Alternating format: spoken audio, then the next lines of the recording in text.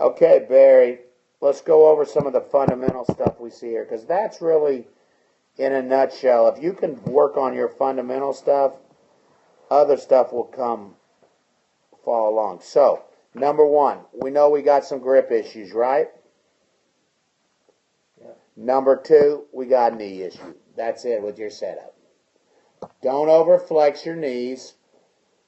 And we gotta do the checkpoints in the left hand, or you gotta make sure the heel pad's on top, which it looks like you got, but you gotta make sure the V is going more over this way, not straight up, okay?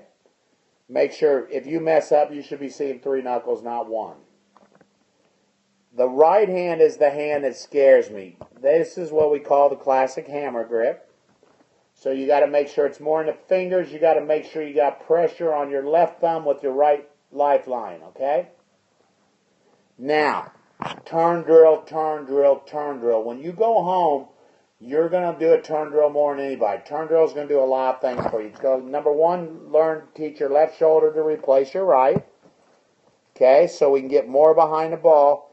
And then it's going to get you out of this. Look, now you're lifting as you go to the top, okay? As you go to the top, you're lifting. Right here, you can really see the lift. Now, I want to go over one thing. On his takeaway, how is it right here, guys? Very inside. Do you see that? Yeah. At hip high, write this down. Hip high, toe is on, club is on your toe line. Hip high, club is on your toe line. If I go inside on the backswing, you're going to have a tendency to go outside over the top on the downswing. You knew that. And that's where that came from. You'd go in here and over the top. Okay? So, we're going to turn to the top instead of the lift. We're going to work on keeping the club more straight back.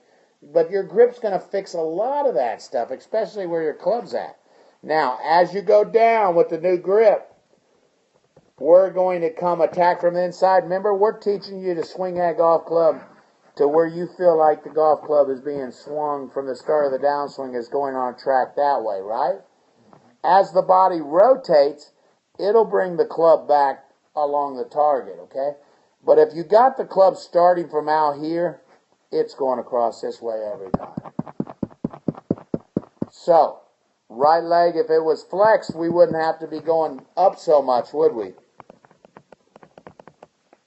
There's the down motion. Boy, you should be like that at the top of the swing, and now you can just slide in one wind. You see what I'm getting at? You don't need, look at how great that right leg is now compared to a few frames earlier. See the difference? Yeah. Okay. Then once we get all that stuff that we start working on, then we can start to work on, you can see, release early because we're hitting from over the top or from the top. And so you lose that angle with the club in the left arm early, and you lose that angle in the back of the right hand early. Those two angles should still be there now. This angle between the right bicep and the right forearm, it's going to release earlier like you just did. So, then we've got to teach you how to rotate. Pretty good right there with the back of the left. I'm really surprised. That's not too bad, buddy. But you can see how much you're holding on, holding on, holding on. Don't rotate till way up. Never do, never. But that's because you couldn't, because the ball would go left on left because your path would always go left. And if the blade was even closed at all, it'd be a duck hook. You were just playing that cut, okay? So, guys, don't worry about this stuff too much. Work on the little stuff you've been working on since we've been going.